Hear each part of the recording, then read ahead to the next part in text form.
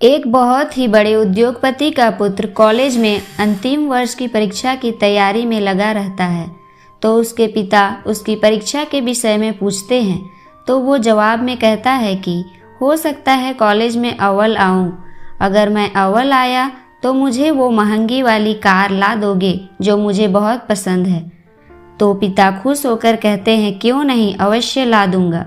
ये तो उनके लिए आसान था, उनके पास पैसों की कोई कमी नहीं थी। जब पुत्र ने सुना तो वो 2 गुने उत्साह से पढ़ाई में लग गया। रोज कॉलेज आते जाते वो शोरूम में रखी कार को निहारता और मन ही मन कल्पना करता कि वह अपनी मनपसंद कार चला रहा है। दिन बीतते गए और परीक्षा खत्म हुई। परिणाम आया, वो कॉलेज में अव्वल आया। उसने कॉलेज से ही पिता को फ़ोन लगाकर बताया कि वे उसका इनाम कार तैयार रखे, मैं घर आ रहा हूँ। घर आते आते वो ख्यालों में गाड़ी को घर के आंगन में खड़ा देख रहा था। जैसे ही घर पहुँचा उसे वहाँ कोई कार नहीं दिखी। वो बुझे मन से पिता के कमरे में दाखिल हुआ। उसे देखते ही पिता ने गले लगाकर बधाई दी और उसके हाथ में कागज में लिपटी एक वस्तु थमाई और कहा, लो यह तुम्हारा गिफ्ट। पुत्र ने बहुत ही अनमने दिल से गिफ्ट हाथ में लिया और अपने कमरे में चला गया। मन ही मन पिता को कोसते हुए उसने कागज खोल कर देखा। उसमें सोने के कवर में रामायण दिखी। ये देखकर अपने पिता पर बहुत गुस्सा आया, लेकिन उसने अपने गुस्से को संयमित कर एक चिट्ठी अपने पिता के नाम लिखी कि पिताजी, आपने मेरी कार गिफ्ट ना देकर ये रामायण दी।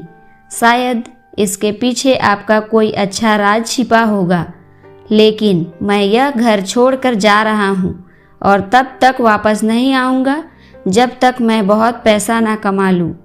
और चिट्ठी रामायण के हाथ पिता के कमरे में रखकर घर छोड़कर चला गया। समय बीतता गया। पुत्र होशियार था, होनहार था, जल्दी ही बहुत धनवान बन गया। शादी की और शान से अपना जीवन जीने लगा। कभी कभी उसने अपने पिता की याद आ जाती तो उसकी चाहत पर पिता से गिफ्ट ना पाने की खींच हावी हो जाती। वो सोचता, माँ के जाने के बाद मेरे सिवा उनका कौन था। इतना पैसा रहने के बाद भी मेरी छोटी सी इच्छा भी पूरी नहीं की। यह सोचकर वो पिता से मिलने से कतराता था। एक दिन उसे अपने पिता की बहुत याद आने लगी। उसने सोचा, क्या छोटी सी बात को लेकर अपने पिता से नाराज हुआ? अच्छा नहीं हुआ। यह सोचकर उसने पिता को फ़ोन लगाया। बहुत दिनों बाद पिता से बात कर रहा हूँ, यह सोच धड़कते दिल से रिसीवर थामे खड़ा रहा। तभी सामने से पिता के नौकर ने फ़ोन उठाया और उसे बताया कि मालिक तो 10 दिन पहले स्वर्ग सिधार गए और अंत तक तुम्हें याद करते रहे और रोते हुए चल बसे। जाते जाते यह गए कि मेरे बेटे का फ़ोन आया तो उसे कहना कि आकर अपना व्यवसाय संभाल ले। तुम्हारा कोई पता नहीं होने से तुम्हें सूचना नहीं दे पाए। यह जानकर पुत्र को गहरा दुख हुआ और दुखी मन से अपने पिता के घर रवाना हुआ। घर पहुंचकर पिता के कमरे जाकर उनकी तस्वीरें के सामने रोते हुए रुंधे गले से उसने पिता का दिया हुआ गिफ्ट रामायण को उठाकर माथे पर लगाया और उसे खोलकर देखा।